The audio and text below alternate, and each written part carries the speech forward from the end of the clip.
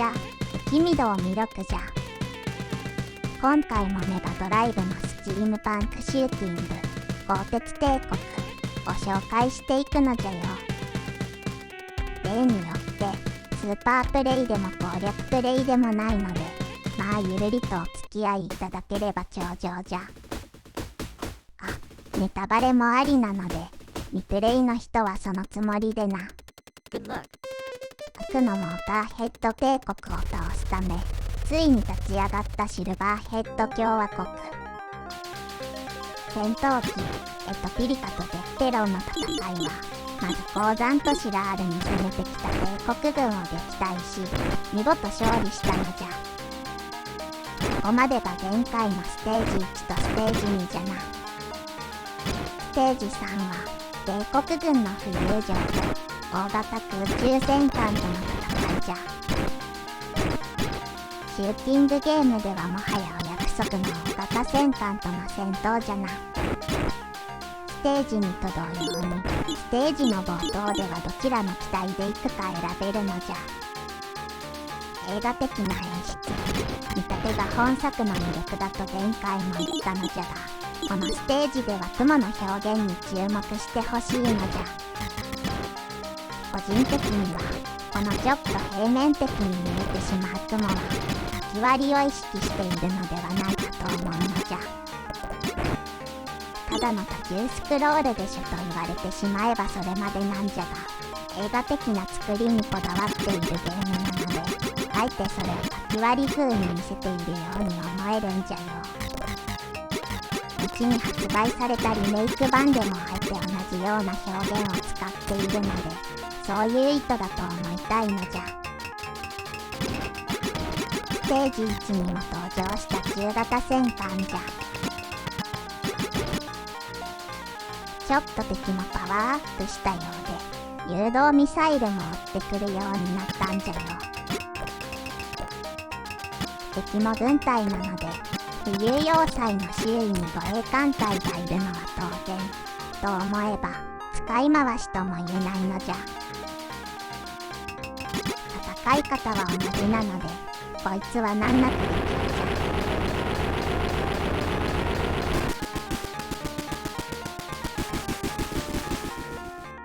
じゃ。CD でもないのに時々読み込み時間で止まるのはご愛嬌じゃな。いよいよ浮遊場の登場じゃ。なんというかスチームパンクというリラクサ感があるの。光判定が分かりにくいのじゃが、プロペラ以外にも影のことを敵が出てくるカタパルトなので早めに破壊しておきたい。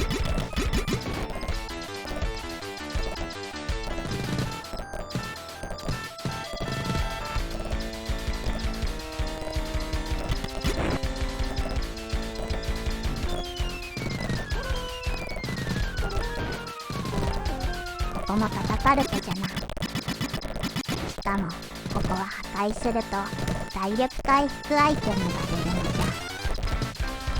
スクロールの関係で素早く取らないと取り逃すことになるので注意じゃな。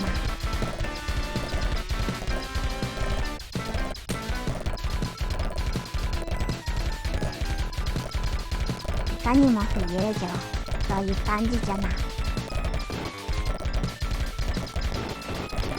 どうやって浮いているのかは不明じゃ。飛行石でも積んでいるんじゃろうか。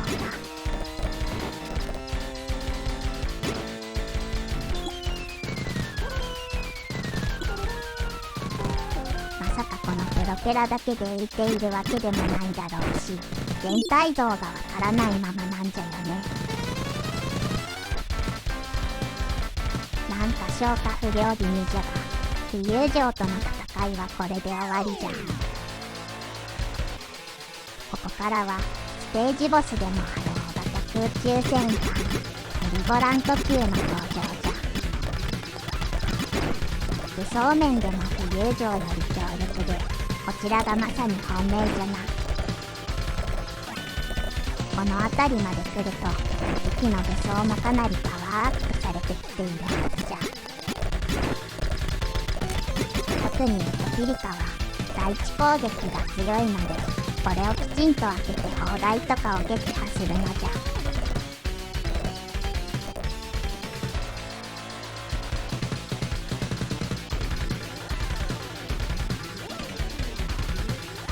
スクロールのスピードも速くなって、まさに猛追という感じじゃな。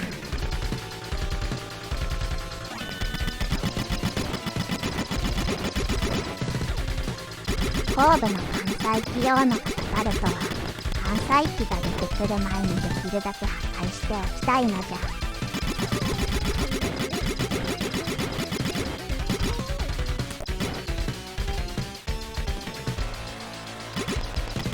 そして、このヘリボラントの弱点は、機体中央下部のここじゃ。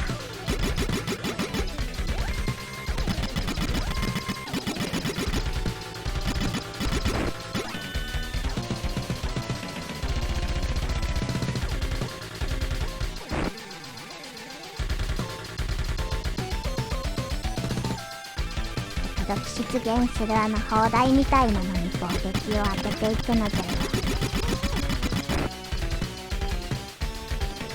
前後へのショットの切り替えがポイントじゃな。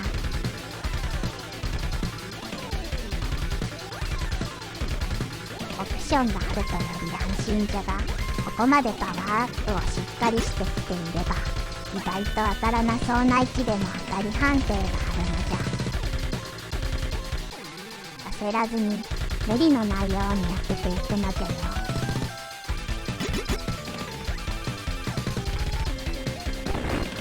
見事撃沈じゃな。ゲッテロンだとこんな狭いところは無理そうに思えるが、実はゲッテロンは第一攻撃の爆雷が斜め上に発射されるので、むしろこのボスはゲッテロンの方が戦いやすいのじゃよ。慣れてくるとゼッテロンの方が他にないタイプの時期で面白いので、使ってみるとよいぞ。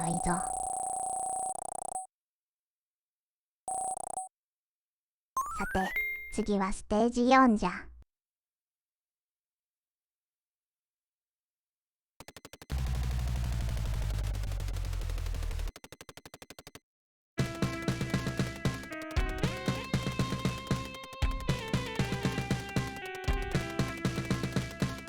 このステージ前の演出もいかにも作戦会議という感じで、わしは大好きじゃ。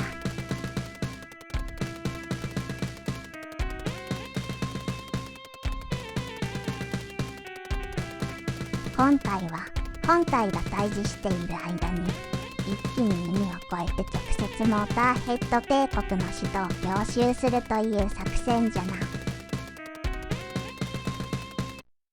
地上、地下、空中、そして海上とステージが多彩なのも本作の魅力じゃな。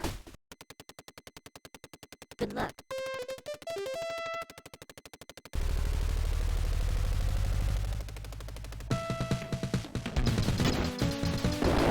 ステージに波の表現が書き割りっぽかったりと、映画的な背景作りを意識していると思うのじゃ。説明書では、水の代わりに青いゼリーを使ったと記載されていたステージじゃな。さすがに敵の攻撃も激しくなってきて、ある程度は敵の出現位置を覚えて、早めに前後へショットを打ち分けていくことが求められるのじゃ。このステージの音楽も重奏で良いな。ちなみに本作の音楽を手掛けているのは、後にグランディアシリーズを手掛ける溝口勲氏、そしてルナシリーズやラングリッサーシリーズで有名な玉岩垂のりゆき氏なのじゃ。天地創造の久保寺義明氏も参加しており、実はサウンド面でもそうそうたるメンバーなのじゃよ。ディレクターの榊義明氏は、新女神転生やオーバーホライゾンというファミコンのシューティングを手掛けており、全体的にスタッフも職人集団という感じじゃな。中ボスはシャルンホルスと高速戦艦というところじゃな。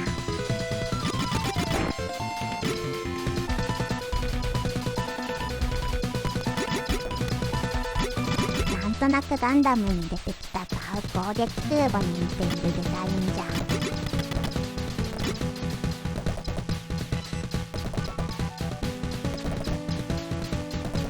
シャルンホルストはこの定期的な回転砲撃が厄介じゃ。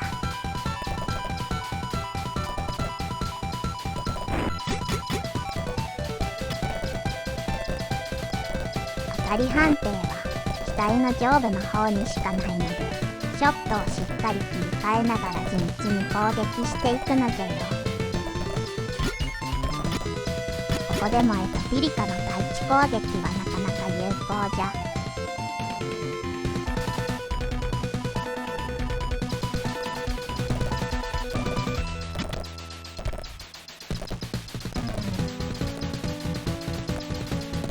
個人的には後半は当たり判定が小さくなってなかなかダメージが与えられなくなるので、わしはこいつが一番苦手じゃ。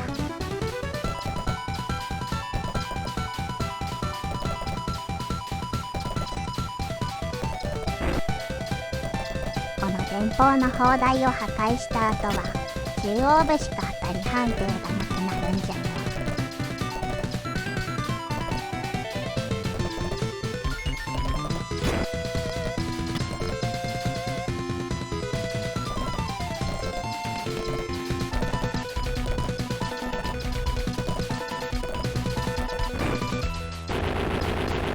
なんとか撃沈じゃな。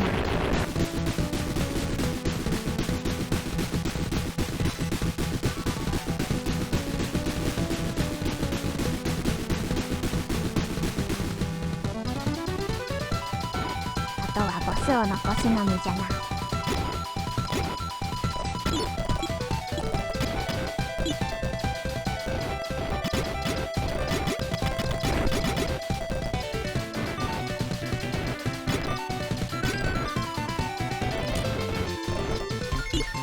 前から後ろからだんだんと敵の攻撃も複雑になってきたのじゃ。ボスの攻撃含めてある程度パターンを覚えてしまわないと厳しいのじゃ。わしもこのステージは何度もやり直して少しずつ覚えたんじゃよ。ここでの体力回復アイテムはありがたいの。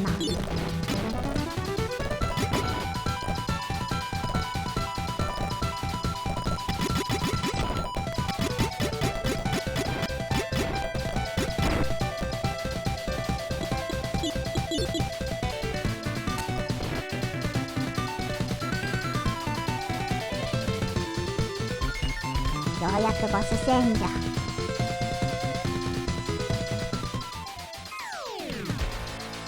海上ステージということで潜水艦じゃな。残念ながら名前は不明じゃ。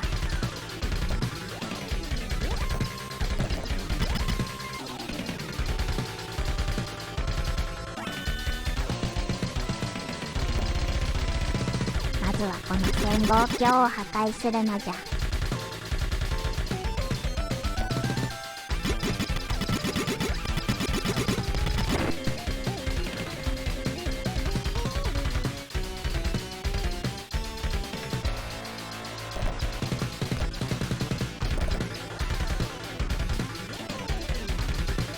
ようやく本体の登場じゃ。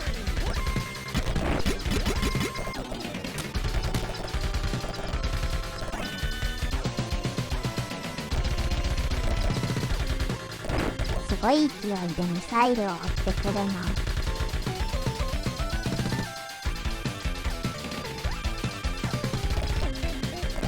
ある程度ダメージを与えるとなんと気球を飛行して攻撃してくるのじゃ。水上、空中とまさに万能潜水艦じゃな。ニューノーキラス号と名付けたいところじゃ。冗談を言っていたらいつの間にかピンチじゃな。あと一発食らったらやられてしまうのじゃ。ここはちょっと真面目に慎重に行くのじゃよ。しばらく静かになるので許すのじゃ。